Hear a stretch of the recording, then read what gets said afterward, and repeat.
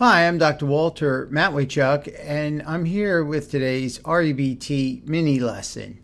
One of the things that's important to understand is that we are teaching a process of self-modification insofar as we teach you how to identify and then challenge your self-defeating attitudes.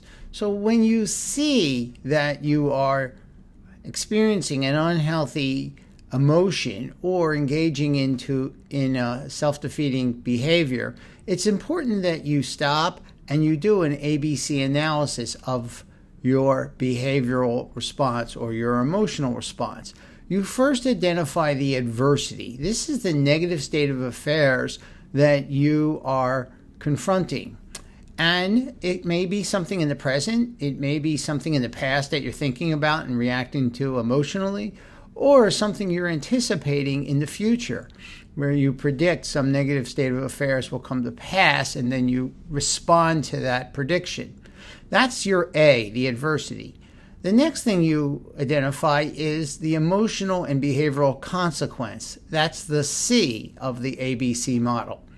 You might identify that emotional consequences: anxiety, depression, anger, guilt, shame, unhealthy envy, unhealthy jealousy.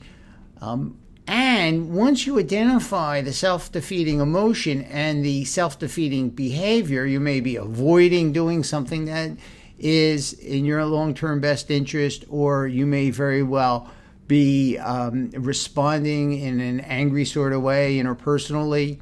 What you need to do then is identify the healthy alternative emotion. Very often that healthy alternative emotion is concern and disappointment, but sometimes it's healthy anger or annoyance. Sometimes it's healthy jealousy or healthy envy. But generally speaking, we are either displeased, disappointed, or concerned about things, or sad. These are all healthy emotions. So you need to know what emotion you're going to target, you're going to attempt to experience vis-a-vis the negative state of affairs that you're confronting.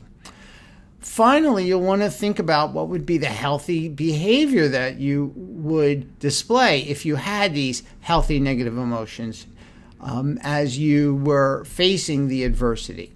Finally, you'll want to identify the B, the attitude at point B that is leading to your emotional disturbance. Again, there are three attitudes. I have to do perfectly well. You have to treat me nicely, and the world has to be easy, secure, predictable. And these three attitudes lie at the core of disturbance.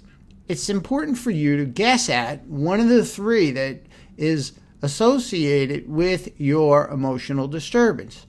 Once you've identified that attitude, and you can look at the derivatives that it may spawn. Those extreme derivative attitudes are one, a statement of intolerance. For example, I can't bear, and then you fill in the blank. I can't bear the negative state of affairs I predict will happen.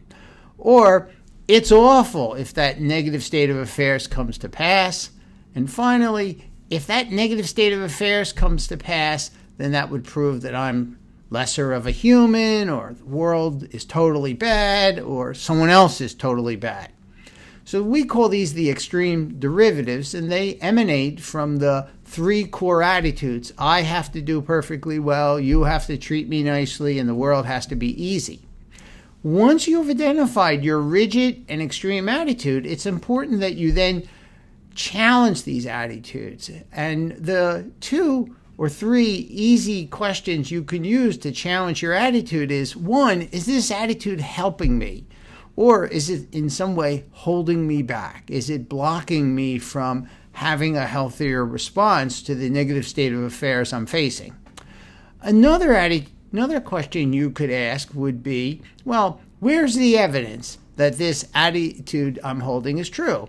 So for example, if you say, well, I absolutely have to do well at this particular public speaking engagement, you could look for the evidence, and don't be fooled. Very often when I ask that question, where's the evidence, people will come up with all the reasons why they want to do well. But in the end, it's very, very difficult to find evidence that supports the idea that you absolutely have to do well. So you could seek the empirical evidence to help you undermine the core attitude or one of the extreme attitudes. And then finally, you could ask yourself, well, this attitude that I'm holding, would you teach it to a child that you really cared about? Would you encourage them to hold that attitude?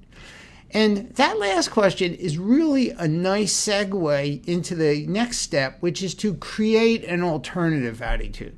Usually people say, no, I wouldn't teach a child to think that way, that they have to do perfectly well. I would encourage them to try their best and then accept however well they do.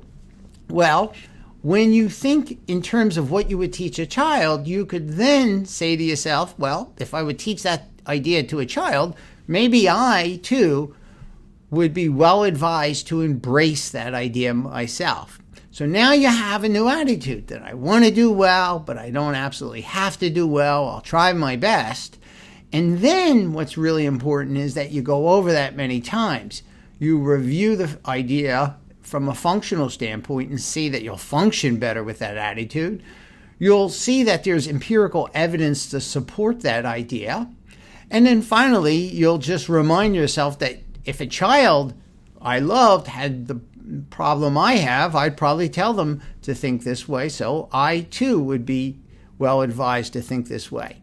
And then the final step in the process is to actually push yourself to live in harmony with the idea. In other words, look for opportunity to take that healthier attitude and implement it in your life. And that last step is really important because REBT isn't just about learning to adopt healthy attitudes.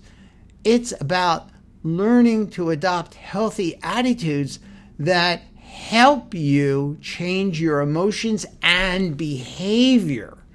By changing your behavior, you then have a better opportunity to change aspects of your world that you don't like. So REBT is not just about thinking differently, it's about feeling differently, it's about acting differently and behaving differently. And that really is where the money is, because when we act in accord with our new, healthier attitudes, that's when we begin to deepen our conviction in these healthy attitudes. So again, the purpose of this mini lesson was to review this process. This is the process that I take people through every Saturday when I do my Zoom demonstration. I teach them to identify the adversity, the emotional and behavioral consequence. We talk about the unhealthy emotional attitude they're having. We then go on to the healthier emotional response and behavioral response they could have. Then we go up to the B level and talk about the unhealthy attitude that they're using to create their unhealthy emotional and behavioral response. We then, once we've identified that unhealthy attitude, we then dispute it, challenge it. We create an alternative attitude that they could use to promote a healthier emotional and behavioral response. And then as a last step, we talk about ways to implement that new attitude. So I know I ran through this today, but it's only a mini lesson in REBT. And what I suggest you do is come to my Zoom conversation hour on Saturday, and you can see me go through these steps with a person who's willing to discuss a real problem.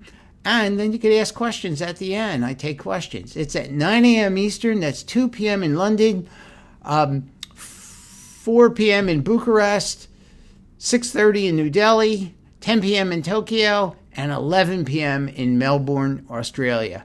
Hope to see you on Saturday, and write to me at rebtdoctor@gmail.com to get your invitation to the demonstration.